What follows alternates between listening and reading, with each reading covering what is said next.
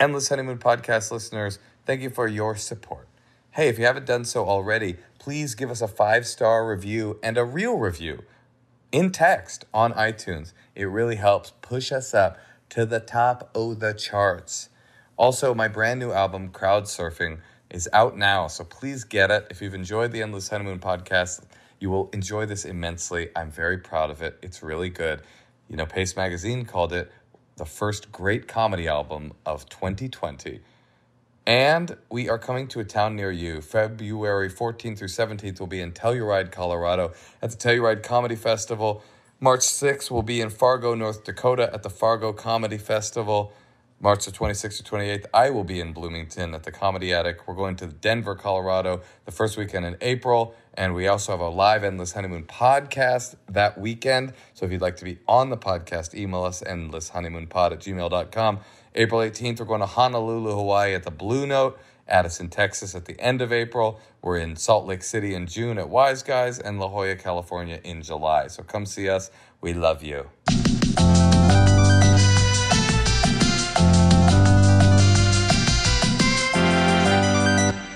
Folks, it's your Monday ritual. It's the Endless Honeymoon podcast. My name is Adele Dazim. And I'm Natasha Leggero. I'm pissed off, Natasha. Why? Well, the Oscars just ended. Mm-hmm. Oscars so white. Also, Oscars so wrong. They gave the best picture to Parasite. What's wrong with that? I wanted Ford versus Ferrari. Now that's a movie. I wanted Ford versus Ferrari. That wasn't even in the running. It was too. Really? I didn't see it. Oh, but it just felt right. I hear you.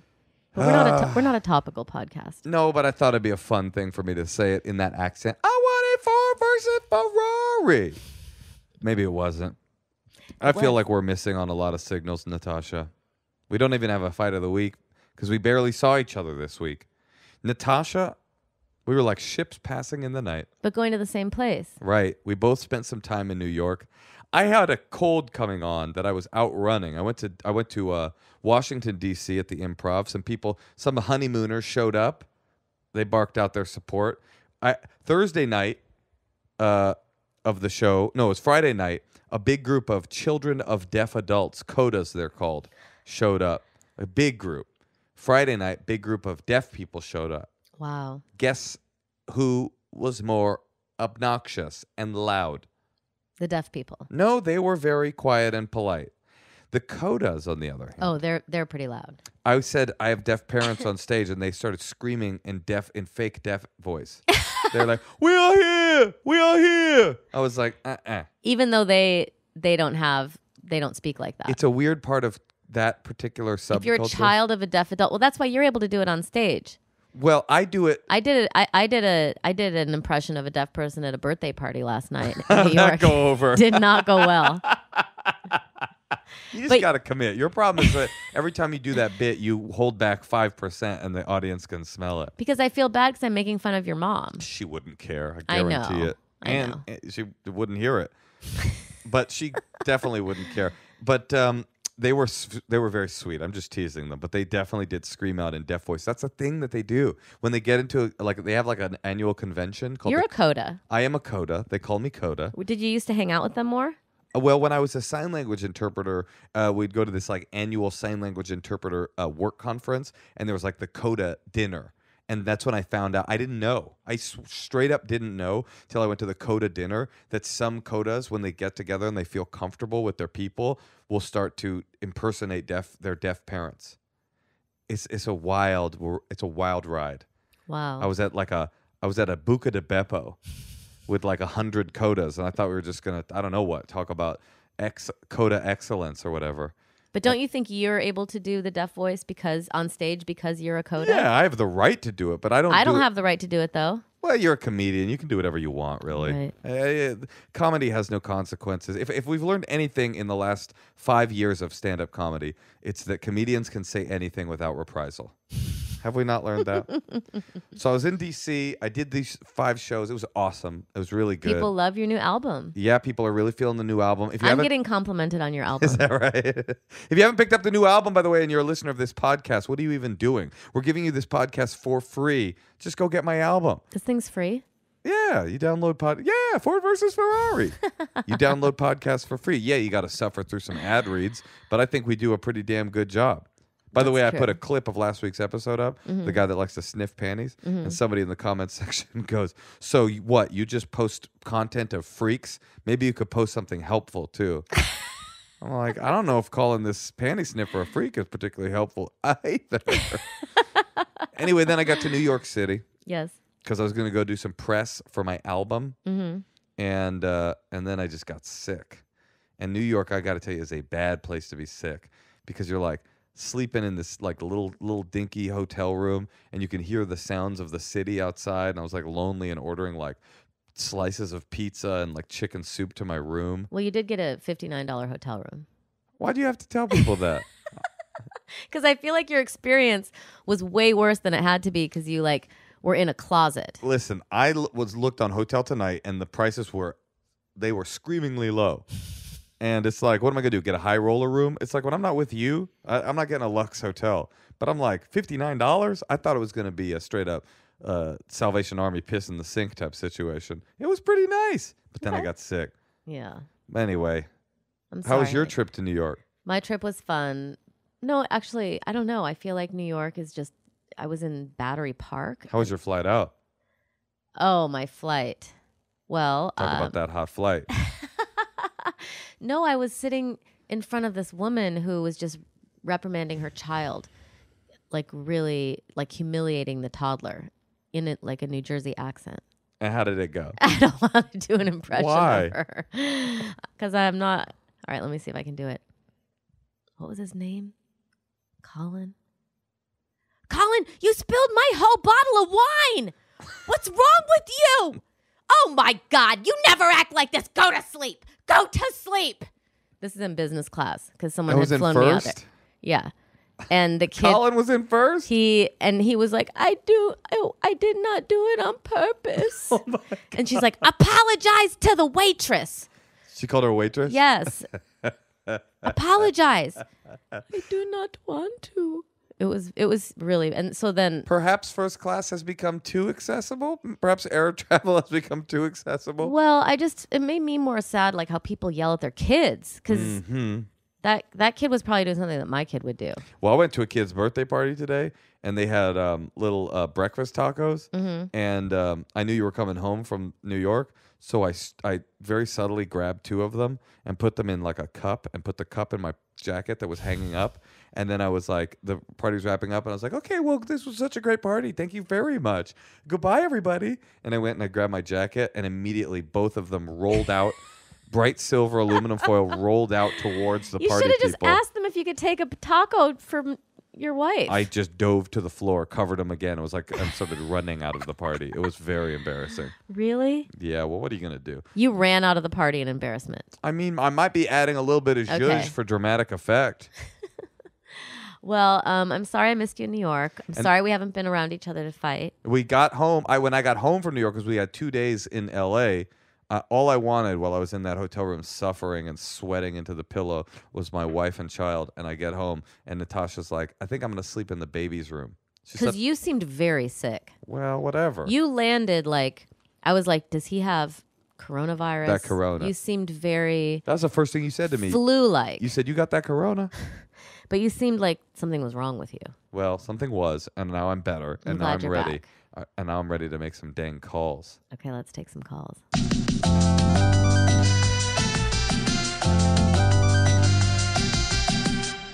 Natasha, Yeah, Moshe? don't you think there's so much pain and loneliness in this world? I've heard of it, but not really. It's just hard to be alive sometimes. It's so hard to find out what you should do next. And why is it so hard to find a coupon code that actually works? Well, thanks to Honey, it doesn't have to be. Honey is a free online shopping tool that saves you money online. Now, you know that I've been chewing on nicotine gum lately? You've been buying it by the pound. Absolutely. And I've been thinking about switching over to these nicotine toothpicks.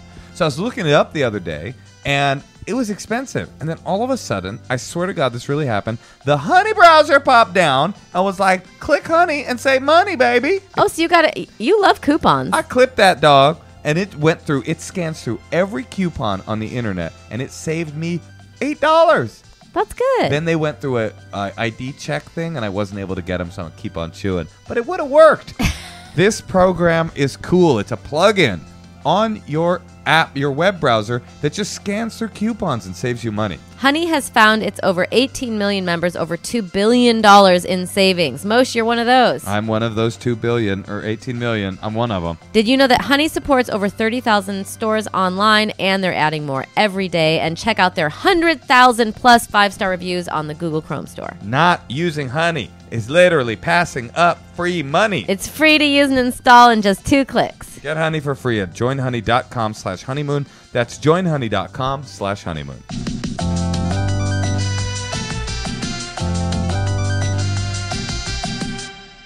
Okay, let's go ahead and call Angela in Cincinnati.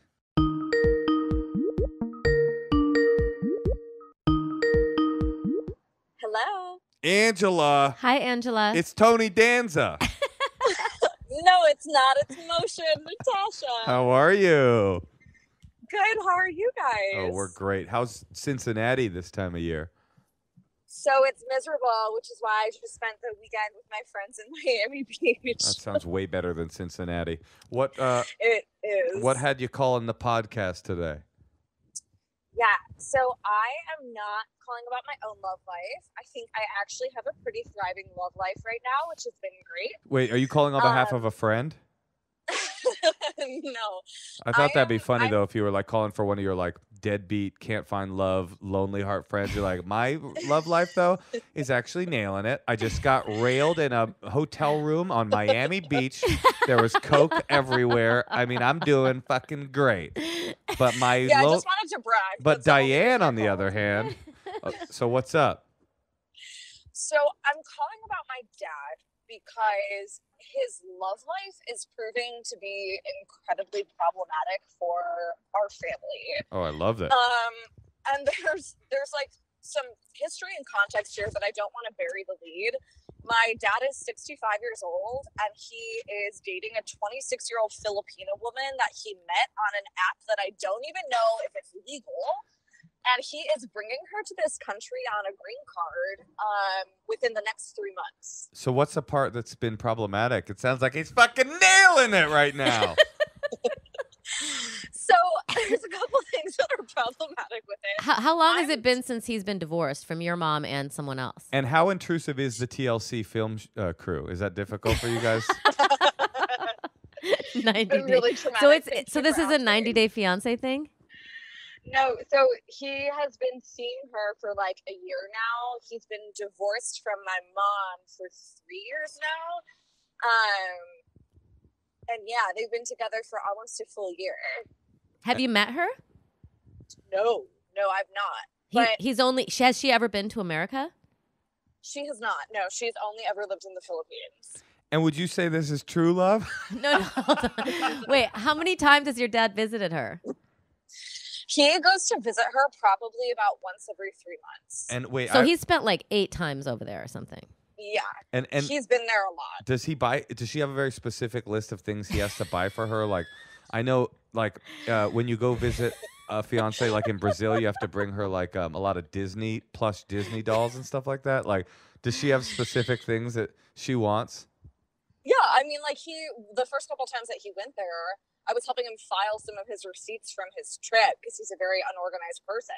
And I was like, who the hell did you buy a mattress for? And he was like, oh, my new girlfriend, she was living in an apartment without a mattress. And I was like, this sounds shady, Dad. Like, it sounds kind of like she's using you for your money. And he's just so insistent that she's in love with him. I have another question. Is your dad hot? No, not really. All right, here's a real question. Is she trying to get married? Yes. So she's been like actively trying to marry him since 3 months after the first time he was there. Okay, so you got any other juicy details for us? Like what's the biggest? I mean, obviously this is awesome, but what like what are some of the things that have come up that are causing specific tension in your family? What is your worry? So a couple of things. This is like exactly how he cheated on my mom. So my parents got divorced because my dad cheated on her. Wait, when you say exactly how he cheated on your mom, he went onto a semi-legal app, found a bride in the Philippines, bought her a mattress, and tried to move her to the States? Or what do you mean? Yeah, so he was seeing someone in the Philippines. He was going on all of these trips over to the Philippines. Nobody knew why. When I was like 15, we were on a family trip that my mom didn't come on because I already had a pretty strained marriage. And I found out through his phone because we only brought his phone on the trip with us because he didn't want my brother and I to be like texting and on social media. Yeah, taking pictures, any evidence to be left behind. Right, no evidence of the fun that was had. And I saw the messages between him and this woman named Grace, and then kind of confronted him about it. He told me it was a woman that he had met on this app who lived over in the Philippines, yada, yada, yada. So this is his second one? Well, probably not this second. I think there's been a couple more in between. So he's probably been doing this even right. So he might have had a girl before the one that you caught him. And so if you hadn't caught him, he might still be with your mom. Taking trips to the Philippines, no? I think they probably would have ended up getting a divorce anyway. Is your dad worth a lot of money? Yeah, my dad makes a lot of money. So, like, do you feel like does he have like a lot of savings? Probably. Like, does he have a few $1 million that she can like try to get from him or something? We're not like touching millions, but like I wouldn't really know what my dad's exact net worth is because he keeps that very close to his chest. So let me. That's not all he keeps close to his chest. Now let me ask you, what is your actual worry here? I mean, listen, it's the story. It's not like a mystery. I mean, it's like very obvious what's going on. I mean, I don't think this like young 26-year-old hard-bodied Grace over in Manila is just like, ooh, for a 65-year-old American divorcee. I mean, you already know the end of the story. What is it that you're actually worried about? So it's pretty much become a situation where I'm the only person in my family that still even talks to my dad. My brother found out about this. My brother's 24. I'm 22. My brother found out that my dad was seeing a 26-year-old woman because my dad told him, and has like completely stopped communications with him, completely cut ties. My dad has started telling some of his friends from work, some of his close friends from like college, some of his family members. Nobody is talking to him. He finally told my mom. My mom isn't talking to him. And my dad is 65. He is not in great health. His health condition hasn't been good for a while. And it's something that he told me that really upset me. And I feel like I would have the same reaction as everyone else, but with all these other factors included, like him feeling alone, me not knowing how much time we actually have left in our father-daughter relationship, it makes me feel like I kind of have to accept it. I mean, the real question I have is like, what is your dad thinking? Like, does he think it's love? Like, is he like, I've never been so in love? Like, what is his psychology, do you think? I think he's just lonely. Right. Like so like if she makes him happy, I don't know. I mean, he's not just lonely. Angela, there's another word as well. He's incredibly horny, Angela. He's incredibly horny for a hot 26-year-old Manila envelope that he can stick himself into. Oh my God, I love thinking about that. I'm sure you do, which is why I brought it up. I thought you would want to, and that's the kind of tough love that we bring to the table here on the Endless Honeymoon podcast.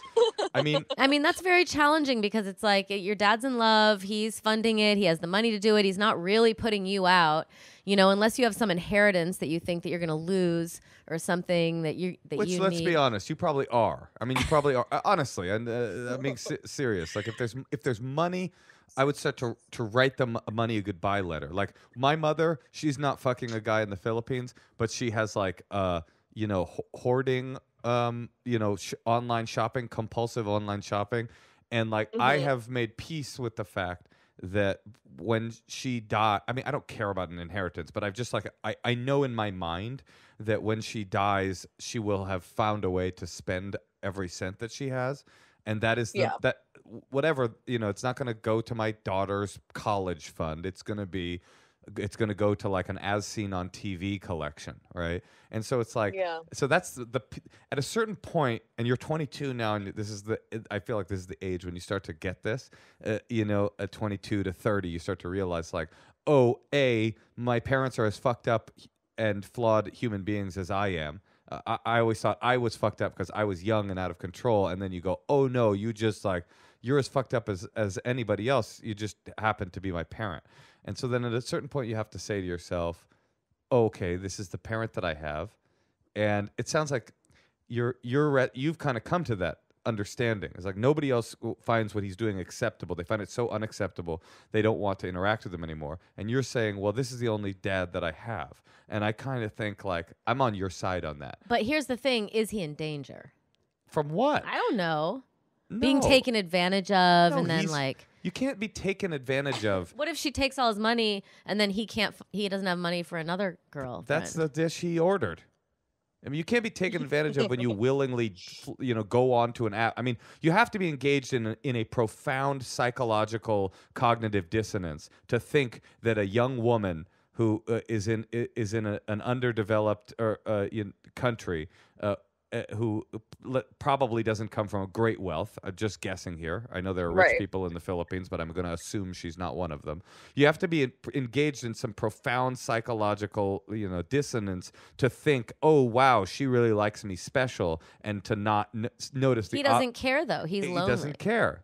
But on some level, he knows, like, this isn't what love actually is. He's had regular love with your mother. That's what maybe they hated each other. Maybe he loves this woman more. I'm just saying that's what love amongst equals is. He knows he doesn't have that, or he's playing a profound psychological trick on himself. So you're saying equals as when you are 26 years old, living in a developing country, and a rich 65-year-old from America swoops in. I wouldn't say that the power dynamics are exactly equal. So. She's got who wants to marry him. Yeah. So I mean, here's my feeling. I kind of am on your side on this. And only in that I'm on your side because it sounds like what you want is to maintain your relationship with him. It would be a normal and okay reaction. What your brother's reaction was. That's a normal and okay reaction to say, this is too fucked up. This is too sick. This relationship with my dad isn't worth it. But you've had a different reaction, which is that. You want a relationship with your dad. And it's my thoughts here are, it's not your job to save your dad. He's his own man, and he's making his own destiny. It's just your job to love him if you find that love fulfilling enough to accept him for who he is. So I wouldn't say that means you don't need to tell him that you're profoundly uncomfortable and grossed out. You don't need to go to the wedding, but you just have to tell him how you feel and accept that that's the dad you have. That's what I think. And I feel like him and I have had really great conversations on that already, just because I am trying to be super accepting and supportive of him, because I recognize that, like, at a certain point when your kids are old enough, your life stops being about your kids and it becomes about you. Yeah. But my family's reaction to me supporting him has added this layer of complexity to it. Like, the first time I told my mom that I was like, well, he's my dad, what do you want me to do? She was like, have fun with your 26-year-old stepmom, and hung up the phone. And, like, my dad doesn't expect me to call her stepmom. Like, he's not being rational about the situation because he's shipping over like a child bride, it feels like. But, like, he is approaching it with a certain air of respect around how my brother and I are going to feel about it. I think you should maybe think about going to a therapist just to, like, help you talk about the best, because you seem so smart. I think you just need to, like, have the right wording with your mom. Like, your mom and you are probably cool enough that if you said, listen, I don't like when you talk to me like that, and, he's my dad and I love you, and, if you were just, like, a little more strict with her, maybe she wouldn't say things like that to you. But do you find yourself, it sounds like you find yourself trying to defend him, and what he's doing is somewhat indefensible, which puts you in a particularly difficult position. That's a great summary, exactly. Yeah, I mean, that's not your job either. Your job is not to defend your father. Your job is not to save your father. Your job is to maintain a relationship with your father. If that's that's what you've decided to do and to love him for who he is. So you're not responsible for defending him. He can defend himself. And he probably can't defend himself because what he's doing is fucking objectively gross and weird, but you still love him, which is an okay thing. Like, you know, Natasha's got things about her that are obviously objectively unacceptable, gross, disgusting, weird, criminal in many states, but I've just decided to love her through those things. Also, I'm thinking, though, here, it's not your job to, like, obviously you've got, you know, in classic psychological parlance, when I was growing up and I had my drug addiction stuff, I was what's called the identified patient. Do you know that idea? No, I don't. So there's a concept in family therapy that a family unit that is falling apart or that's having psychological problems is the whole unit is diseased, right? And that what they do is they have an identified patient, which is it's the person that they focus all of the attention on and say, this person is the cause of the problems in the family. Oh, yeah, we have one of those. You have one of those. I was one of those. I was wow. I was the identified patient in my family group. So it allows everybody to ignore their own problems. They can all say like, well, dad's fucked up. He's in the Philippines. He's right now on the beach in Philippines, having a Mai Tai, sleeping with multiple 20-year-olds, right? And none of us have buying problems. them mattress, buying their family mattresses, buying a purple mattress, a stuffed-in purple mattress. By the way, this podcast brought to you by Purple Mattress. It's not, but it would be nice. It would be a nice kind of synchronicity. So, like your mom. So you're saying, yeah, everyone's just blaming it on the dad, and they're trying to get you to coddle to their resentment. I mean, being resentful, your mom hating your dad for marrying this woman in the Philippines, unbelievably understandable, and I sympathize, but it's also not your job to coddle to her resentment. It's not your job to mitigate your dad's weird predilection for underage Filipinas, and it's not your job to tell your mom, like, no, my dad's okay. It's also not your job to deal with her anger for your dad. Like, the only responsibility you have here is to yourself. Just like your dad, his life has become about him, so has yours. You don't need to worry about any of this stuff. So your mom goes, have fun with your Filipina stepmom. I mean, it's like, that's not your job to deal with either. You don't need to deal with their disorders, your dad's disorders. You just need to deal with yourself and your relationship with your dad and whether you want to maintain it. Yeah, I totally agree. It's just, I feel protective of my mom in the sense that I know her feelings and resentment are not my responsibility and I don't have to succumb to those feelings, but what she went through when they were getting divorced, and even like the initial time that she found out my dad was cheating on him, like, it wasn't him telling her. My dad told me, don't tell your mom. I'm never going to tell your mom. And I was 15 years old, and I was like coming home from this vacation with my dad and brother, and sat down face to face with her that night, and I was like, there's no way, I can't not tell her. So I think in a lot of ways she felt like I was the only person who had her side and had her back throughout that process. That's not normal for your parents to like try to have you keep things from each other. That feels like they violated some boundaries. Yeah, the contract between parent and child in a healthy family is unconditional love, as cliche as that sounds, right? Mm-hmm. And conditional love is, you have to side with me in this relationship or you don't love me, right? And that's bullshit. Even though your dad, like, by the way, it's so obvious your dad is the asshole here. I mean, no one's even denying that, not even you, right? Right. But your mom is saying, if you really loved me, then you would also hate your dad at the exact same frequency as I do and cut ties with him. But that's that's a condition on your mom's love for you. And that's just, ignore that, because that's just psychological noise. That's just her being unable to process her anger in a way that is reasonable. But saying ignore that isn't that easy. Well, I mean, yeah, you're right. That's fair. All this stuff is a lot easier for two comedians to say sitting in their living room in Los Angeles.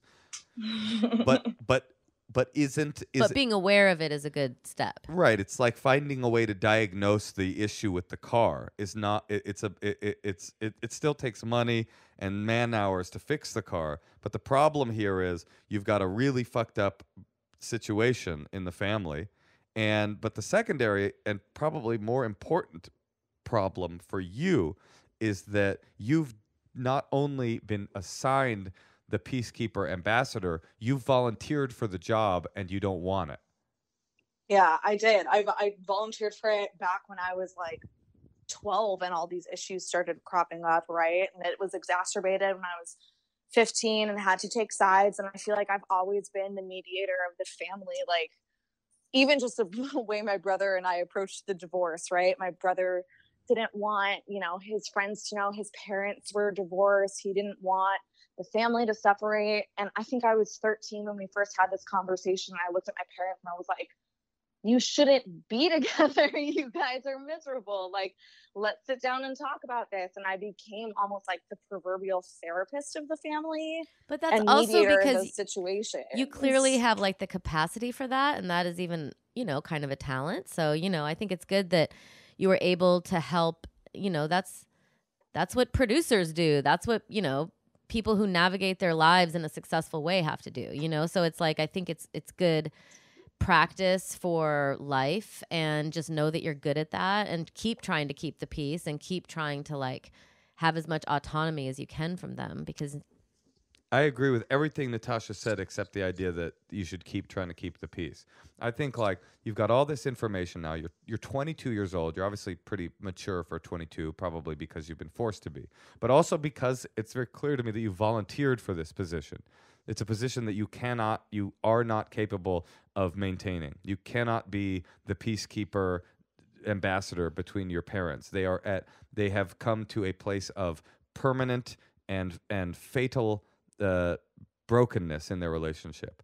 And your dad does it louder than your mom. Your dad is the loud, obvious asshole in this situation, and your mom has decided that she hates him for very understandable reasons, but has also decided that you need to hate him with her, and you don't want to do that. But you also don't want to defend that which is indefensible, which is your dad's behavior. So it's time for you to like take off the uniform and, you know, and say, I'm not doing this anymore. And much like an ambassador working in the Trump White House, it's time for you to be escorted out of the machinations of government and say, I am now a private citizen. And your job as a private citizen is just to love your mother, to love your father, to maintain your autonomy, like Natasha said, and just say, from now on, I'm not getting involved in any of this. I just love you guys. I love you both, and I'm not ending my relationship with either of you. But I will not play the peacekeeper anymore. I am 22, and it's time for me to make my own destiny. That's what I think. I don't know if she should use the word destiny. What's the Tagalog word for destiny? Maybe you could use that. Well, no, I mean, you're spot on, right? It's just a matter of taking the steps to start doing in a weird, complicated situation. So I totally agree with you guys that is like my end goal. I just need to figure out how to take the small steps to get there. Well, it's made more complicated by your belief that your job is to negotiate this stuff. I'm, as an objective observer sitting here who has no care, I actually have no care at all how this works out for you. I literally don't care. I want things to go badly for you. No, I'm just kidding. But as an objective observer, it's like if we're talking about the identified patient example, your dad's the identified patient, and everybody else gets to ignore their own problems. It's very clear to me that you are doing some of that ignoring too. And your problem is that you've decided that this is too complicated for you to just be a daughter. You've got to be more than a daughter here. You've got to be somehow like, you know, the negotiator, the counselor, the therapist, the ambassador, the peacekeeper, the communication. You don't need to do any of those things. Like you could just have a relationship with your mom and your dad and say, I'm not doing this anymore. But you're right. It's easier said than done. But I think that is our opinion. Hearing it cold, we believe, get out of this situation and just love your parents as fucked up as they are. Yeah. I appreciate the advice. Check back in. Let us know if you end up having lunch with your stepmom. I'll say, yeah, if you meet her, we want to hear my about 26-year-old stepmom. Woo. Yeah, you guys you could trade Lisa Frank stickers. Ooh, you know, maybe the second time I meet her. I don't know on the first time. Are you going to go to the wedding? I mean, yeah, like I don't see any valid reason not to. And my dad has already said like they're not going to do a big ceremony or anything like that, but it would mean the world to have his children there. When is it? So she is supposed to be here at the end of May. So they were targeting the second week in June. Should we go, Moshe? Oh, we would love to come. That would be truly amazing. But will you? I would just love to have you guys there for emotional support. Maybe That'd we be should. great. But Let barring us know. that, Wait, where do you live? Cleveland? Oh, we're not coming. yeah. No, I'm from Chicago. I live in Cincinnati, but my dad lives in Chicago. And the wedding's in Chicago? We will be there in May. We might be there. Listen, keep in touch with our producer. Barring us coming to the wedding, we definitely want to talk to you the week after that wedding and find out how it went. Okay. Well, thank you guys so much for the advice. And hey, Moshe, congrats on crowd surfing. Oh, thank you very much. It's quite an album, but isn't it? I appreciate you guys. Love you guys very much. Favorite comedians. And thanks for the advice. Thank you. Good luck. Bye. Thanks. Bye. It's a hard one. Well, it was reminding me of my childhood, but I also didn't want to start unloading about my issues. You should have. But I think that it sucks when something like that happens when you're older. Because when you're young, you don't have words. I feel like I remember being young and my mom crying and everyone crying and having a distinct feeling that I had to never cry. Right. So she's kind of having that, but now she's in her 20s. Well, totally. But At least then it was just, I was 5 and it was instinctual. But what you said was spot on. That girl is 22 years old and definitely is more mature than most 22-year-olds that we've talked to. I mean, no offense to the 22-year-olds we've talked to. She carries herself much older, which is probably going to pay dividends in her rest of her life. But it's 100% the psychological shrapnel that she's received from growing up in this family where everybody's a fucking child. Her dad's dating a child. Her mom's like, if you loved me, you wouldn't talk to my man no more. And then her dad told her that she couldn't tell her mom that he was cheating on her. All insane. And her brother is like, well, don't tell anybody we're getting divorced. All these secrets, all these gross But she secrets. seems and then she said she's in a good relationship. I'm saying she's the adult in the family. Yeah. And she can't let go of that role. Sometimes the adult in the family is like, not only do I have to be the adult in the family, I have to parent my parents. And that is not your job to parent your parents. They can parent themselves, and if they can't, it's hard enough to be alive. You don't need to be taking care of other people. The thing she said about her dad is lonely, it's starting to make 90 Day Fiancé make sense, because we've seen so many of those. Oh, absolutely. I'm always like, what are they thinking? But it's like, people are lonely, and if it makes them happy, some people eat food. Well, that's the real... If you want to chase love, even though it's like you're paying for it. That's the real uncomfortable part of a situation like a 65-year-old finding a girl in the Philippines who's 26. Who's pressing him for marriage. It's ooky and it makes you uncomfortable and it's kind of gross. But on the other hand, you're kind of like, well, that's a 65-year-old man and a grown woman too, and they can make their own fucked up choices. And it's not, well, who the fuck? I don't know. Maybe that's what they both need. It seems like it's what they both want right now. So if you're listening, sir, could you just send us the video that captured your heart? And in the meantime, let's play some secrets. Hey, Tosh. Yeah, Moshe? You know that beyond comedy, I also operate a little online side business? Ooh. Yeah, it's called Natasha'sUsedPanties.com. And I sell those online. And by the way, obviously, shipping orders are out of control. I can't keep track of them. It's difficult to keep track of who gets what shipping carrier I should use for the cheapest shipping of your used underwear, and if I'm getting the best rates for your used underwear. Well, if you're in my position...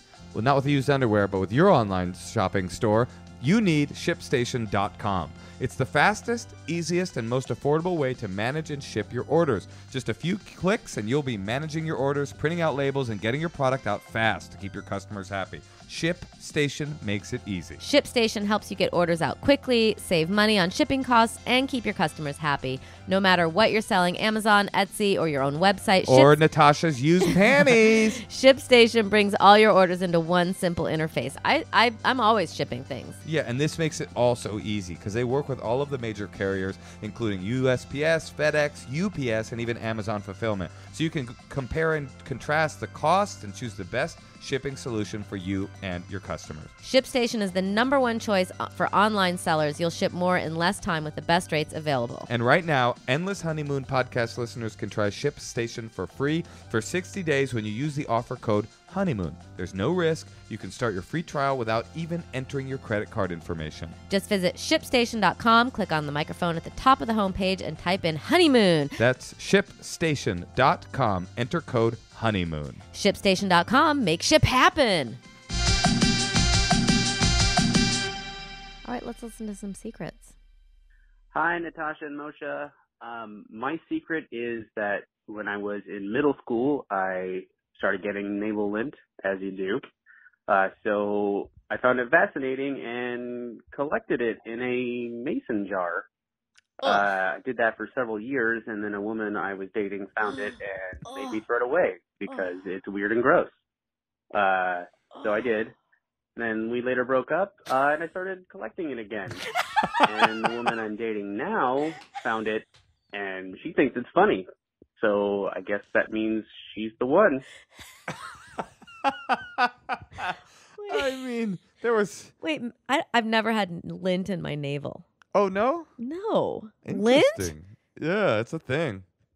From what? I don't know. Life be like that. If you shower every morning, And by the it afternoon, collects you get the lint. I mean, I lint think that doesn't. might be a man thing. Lint doesn't come from like being dirty. It's like from your clothes or something, or just being weary. I don't know. I have a new deal breaker.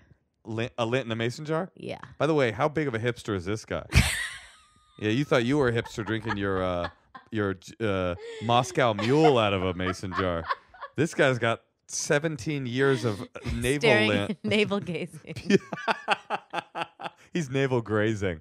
I mean, gross, dude. But also, it's very funny that the instinct he had to go back to it.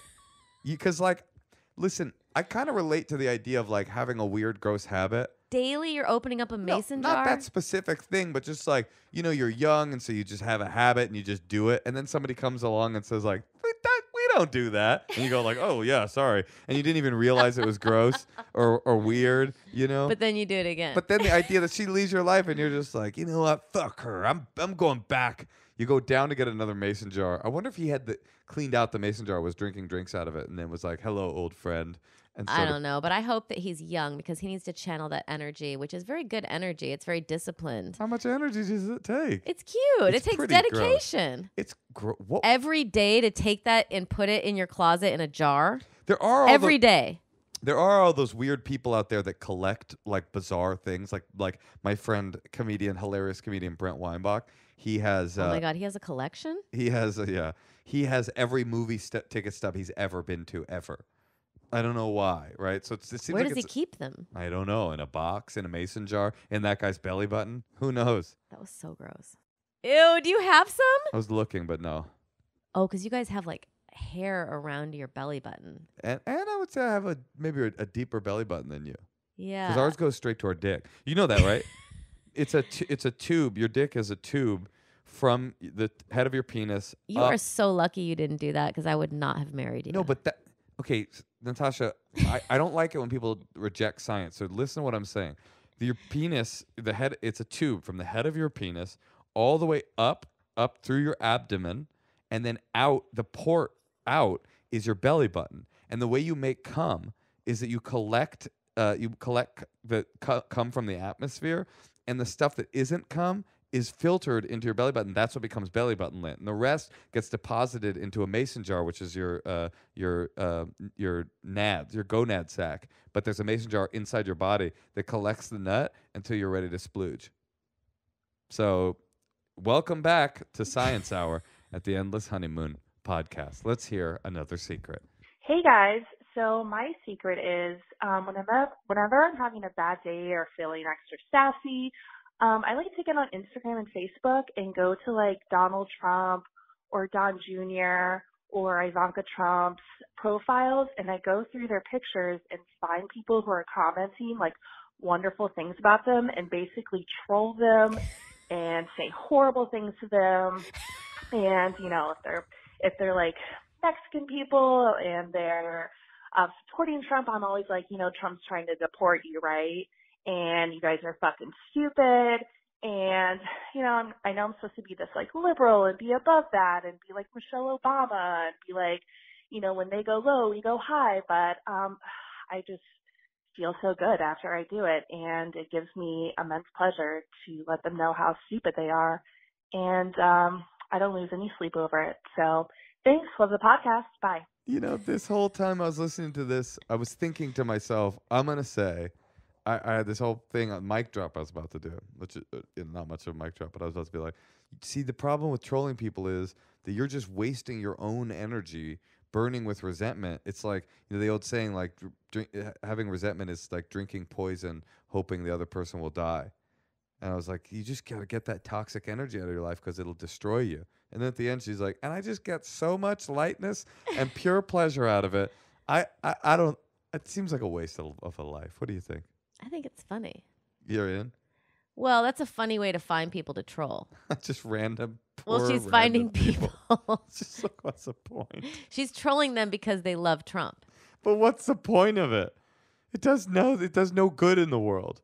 They're not. No one's ever. It makes her happy. That is true, and that is the one part I was like, kind of unbelievable. But then you have to imagine that same person who's going to, I don't know, AOC's Instagram, and people are like, right on. And there's somebody just like you. That's the thing to think about. That's true. There's a mirror image of you out there that's going to like. Okay, I take it back. People go to like Oprah's Instagram, like, okay, Oprah, I love what you had to say, and they're just going like, die, bitch. I hope you die lonely, you fucking whore. And then they just go like, that felt fucking great. I'm getting back to my day. Okay, I agree with you now. You're back on my team. I think that maybe don't do it. What's the point of injecting more poison into the world?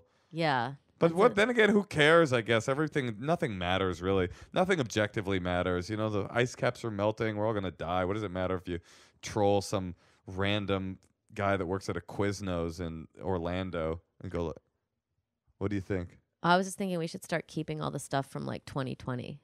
Why? Because it's gonna go down in history. As what? As when things were officially bad. Oh, but they might talk about how that was the year the Endless Honeymoon podcast started.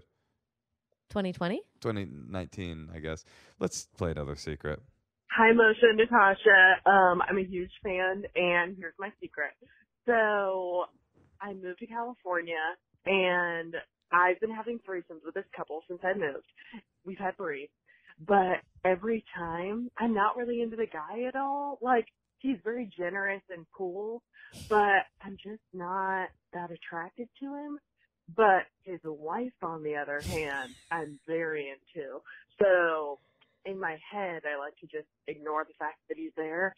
And then at one point, at the last one, I thought he was in the bathroom, so it was just me and his wife hooking up. And then I saw out of the corner of my eye that he was also on the bed, and then I just pretended he wasn't there and kept hooking up with his wife because I'm not really interested in him. So that's my secret. Thanks for the podcast, guys. So her secret wasn't that she was having the threesome. It's that one moment she pretended. No, it's that she's engaged in a threesome situation with a couple, one of whom she is not attracted to. Well, so in a threesome, because I haven't had one. Okay. How much can she just fuck the woman?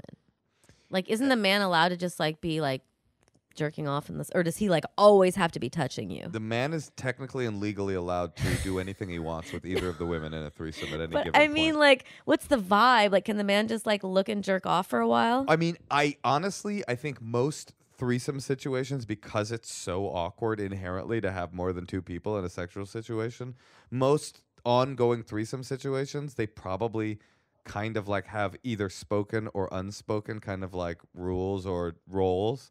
So I bet some threesome situations, I've never been in one like this, are where the man doesn't touch anybody, and his prize is that he gets to watch his wife and a hot girl hook up, and he can jerk it in the corner.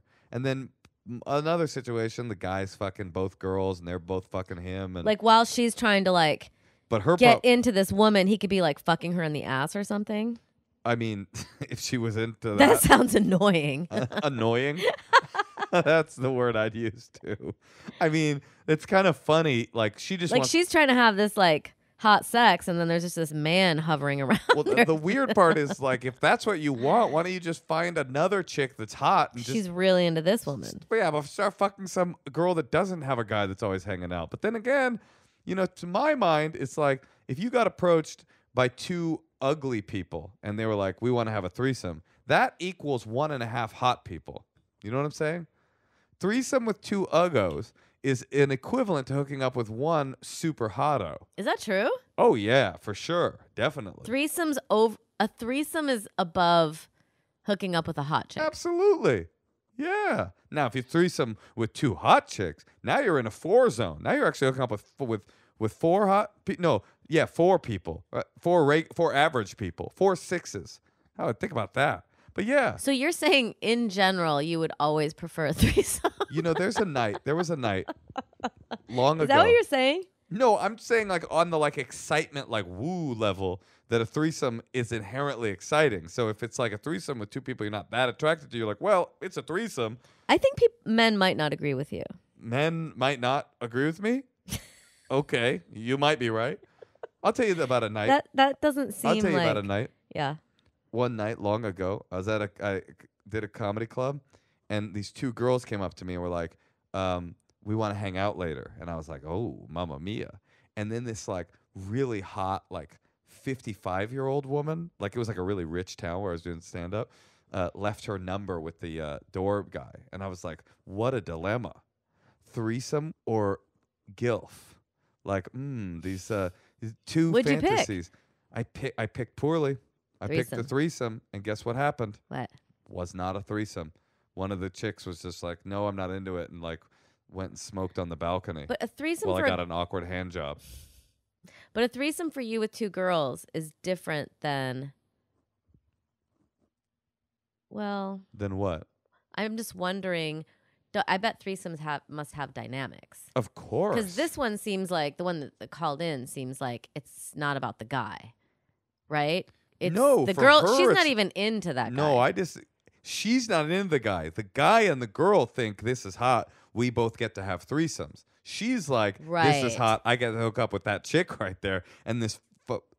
The truth is that woman's not going to leave her husband, and that guy's always going to be like rubbing your butt when you're trying to hook up with his Yep. wife. So if you don't So like you it, might as well get out of it now. get out of it now, or get into just accept it. Like I said, at least it's a threesome. And you know the old saying, if you want to run a farm, you got to slop some hogs once in a while.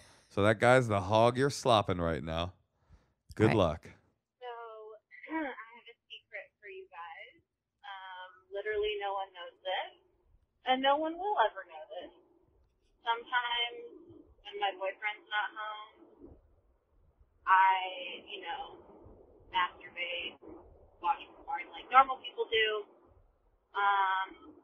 Into girl-on-girl porn, which I don't know if that's weird or not for being a heterosexual, but last night I was curious if there was such porn of, God, I can't believe I'm going to say this, with dogs. It's really fucked up, but apparently there is porn where dogs do weird shit to chicks and chicks do weird shit to dogs. And I watched it and it was fucked up. And yeah, if you're ever curious, type in girl on dog. You'll see some fucked up shit. Love the podcast. I am so sorry that you looked that up. I mean, that just sounds like a really terrible thing to have in your head. Well, yeah, but also, I mean, the narrative of it was very funny, where she was. I mean, if you follow the track of the story, she's like, my husband's not home. I'm looking at porn. I'm jerking off. I'm getting hornier and hornier. And then all of a sudden, I started to become curious. It's like, no, motherfucker, you were not curious. Why is there so much animal abuse on this podcast, by the way? Are that many people's secrets related to animal abuse? It's so weird. But yes, thank you. Maybe people, I mean, they're not really our equals, so they're easy to abuse. Well, thank you for letting us know. I was aware that there is bestiality porn on the internet. But I think it's puppy dog porn, maybe in particular. I mean, the problem with, you ever seen the Mr. Hands video? No, That's a bad video. I don't even know if I should talk about it. I don't think you should. They made a documentary about it. Basically, there was a guy. I'll talk about it. We'll cut it out if we don't like it. But there was a guy. There's a video of a guy in England, and he's like, I don't know what kind of down the rabbit hole sexuality shit it is, but they're like into fucking horses, or rather getting fucked by horses, I should say. And there's a particular video where this guy's getting banged by a horse, and there's like two guides. There's two like horse cock guides, like men who are like guiding the penis, you know.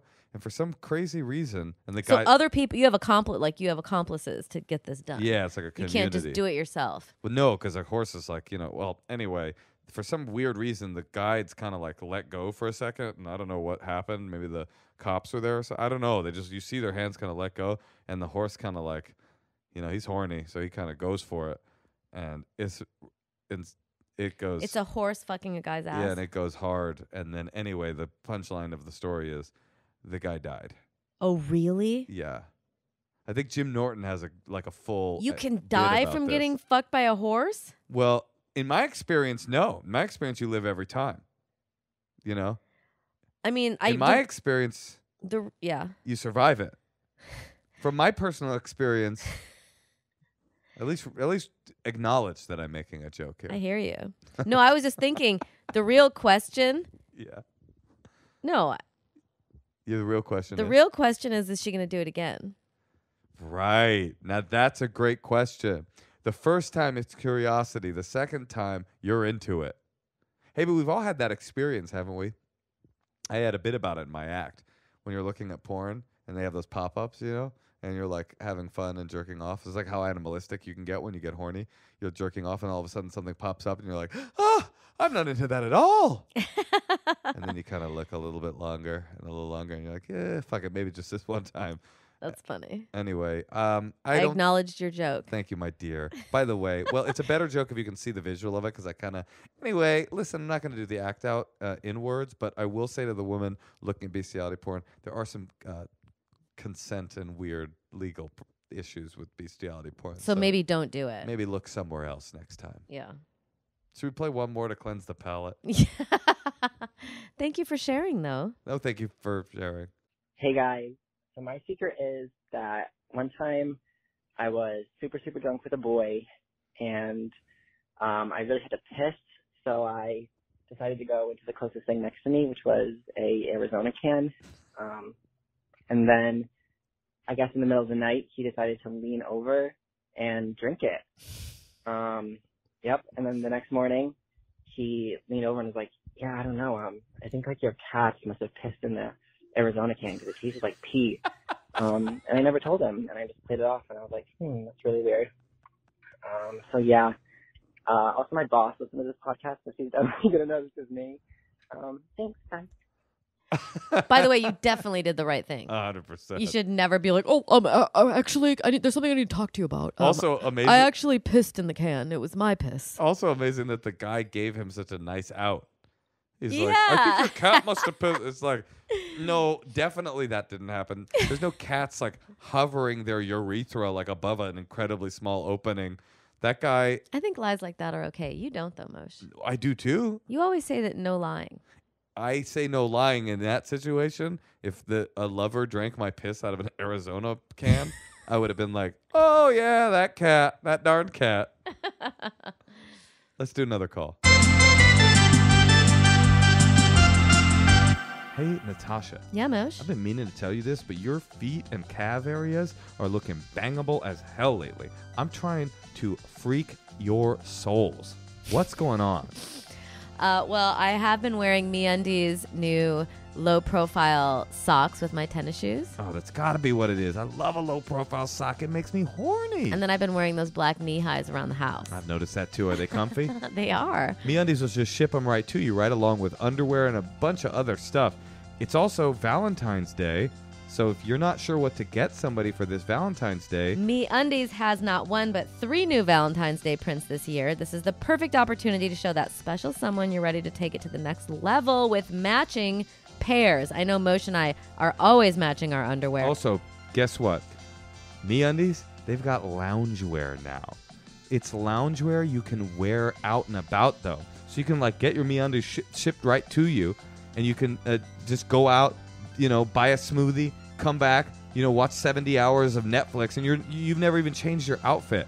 MeUndies has a great offer for our listeners. For any first-time purchasers, you can get 15% off and free shipping. So you can get a subscription to underwear, to socks, to loungewear. There's a bunch of different cool stuff. It's a no-brainer. When I was young and I'd get socks or underwear as a gift, I'd be like, thanks, I guess I'm not loved, aka Jewish. Now, if I get underwear and socks, I'm like, thank God somebody bought them for me. It's all I want. To get your 15% off your first pair, free shipping, and 100% satisfaction guarantee, go to MeUndies.com/honeymoon. That's MeUndies.com/honeymoon.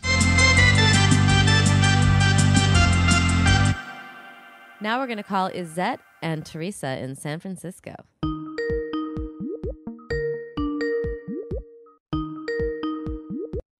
Hello. Izette? Hi. Hello? Hello, is this Izette and Teresa? Yeah. Are we saying that right? Hello. Izette? Yep, that's how you pronounce Izette. Or you can call me Iz for sure. Els. Are you French? Turkish. Turkish. All right. I've been to Turkey. Cool. Yeah. I was in Istanbul, but that's where everybody goes. So it's not a great story, but I did once watch the movie Rush Hour 2 in an Istanbul movie theater where there was no one else in the theater, and they started the movie when we sat down. They yelled, "Okay, do you want to start the movie?" And we were like, "Yeah." And then we watched it with nobody else there. So you went to Istanbul and then you went to a movie theater? That's the only thing we did. We came out, we watched Rush Hour 2, and then we flew directly back home. It was a really wonderful trip. That was a great plan. It was a beautiful trip. So, Zet, what's going on with you? What's up? So me and Teresa are expecting our first baby in 3 months. Congratulations. Thank you. And we cannot decide on names. Oh, amazing. Because I have a couple of pitches for you. Nice. I think you should... This is Teresa. We're Hi. also offering, if you want to sponsor our baby's college education, we're offering naming rights. Well, too. So I wasn't just gonna to put that out there. I wasn't gonna pitch from our personal life, but two names I really like are Jackie Chan and Chris Tucker from the Rush Hour films. Do you want us to pick one, or can we just combine them?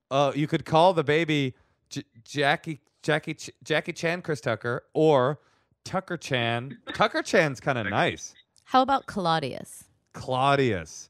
But then there's weird spillover from Istanbul being the seat of the Roman Empire, right? There's all that kind of weird stuff, right? Mm-hmm. Oh, you know what's a good name?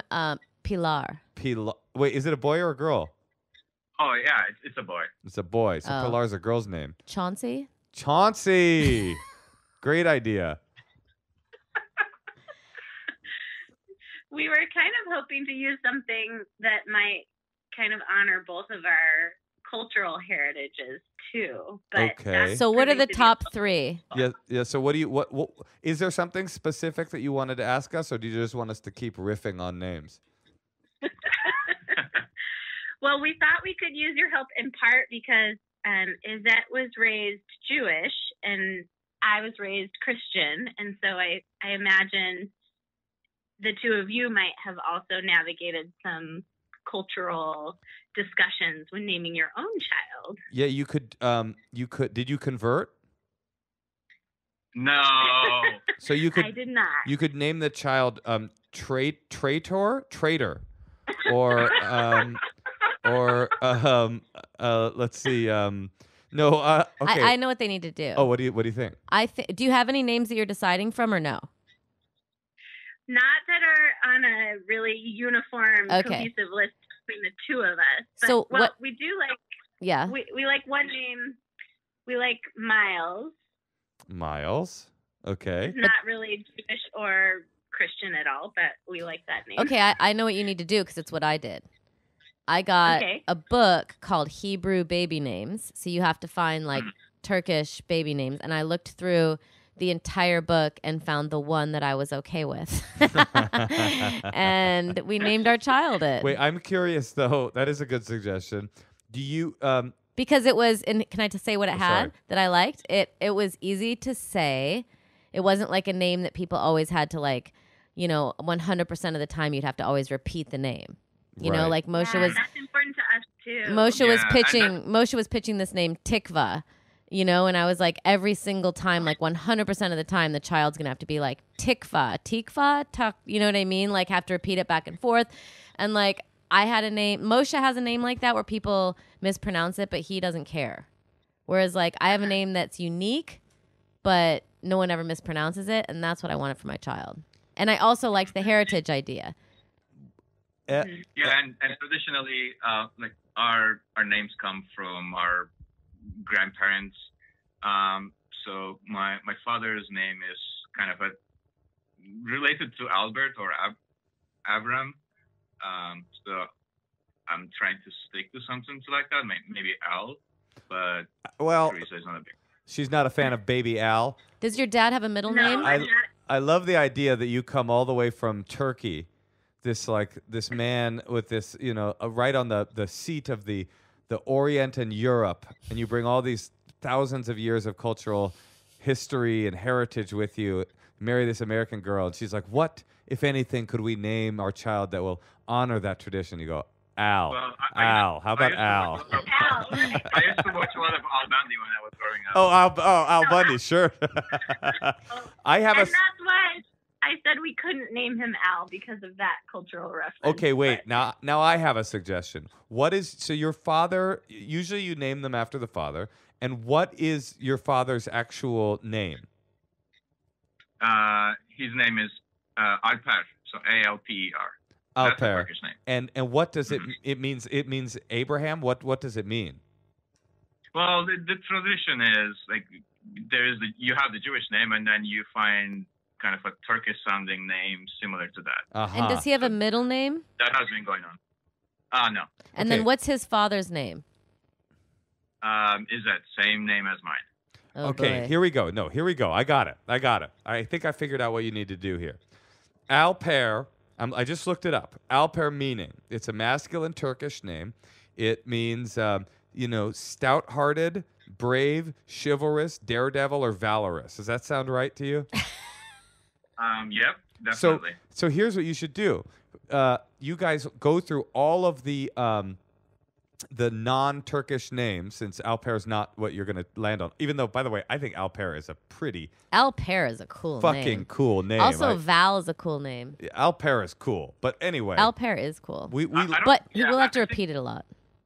Yeah, I think people will butcher the name. And I don't want that to happen. Okay, so all you do is you look up all the names in the world. Just Google it. That names meaning Valor. I'm looking it up right now. Brave or valor, and then Valor is a cool name. Look at all these names. You got Alberardo, Abir, Adira, Aliyah, Alimos, Alaric, Alci. I mean, there's 160. I'm looking at an article, 168 names that mean strong, brave, or powerful. And I just Valor. I think that's a very specific. Oh, why do you name your baby Valor? That's what I was saying. That's good. And then you can call him Val. And you can say it's because that's what Alper means. Yeah, I love that. Valor. What if people think that it's after like Walt Kilmer or something? No, don't call him Val. Call him. You watch too many. You talking shit to me for watching a movie in Istanbul? But it still doesn't pass the test of not having to be repeated all the time. Valor. That's a pretty. That's a. But I want to talk about how he roasted me for watching Rush Hour in Istanbul, and the only references he have are from American television and film. You conditioned me now. By the way, when we were in Istanbul, now that I know you're Jewish, I'll tell you the real experience I had in Istanbul, which was that my idiot brother, who's a rabbi, and for some stupid reason, he decided he would just like walk around the streets of Istanbul with his yarmulke on the whole time. I would say people were not, I would call them not into it. Did they throw vegetables at you? No, but one man pointed at his yarmulke, like he did a pantomime. It was kind of funny, anti-Semitism.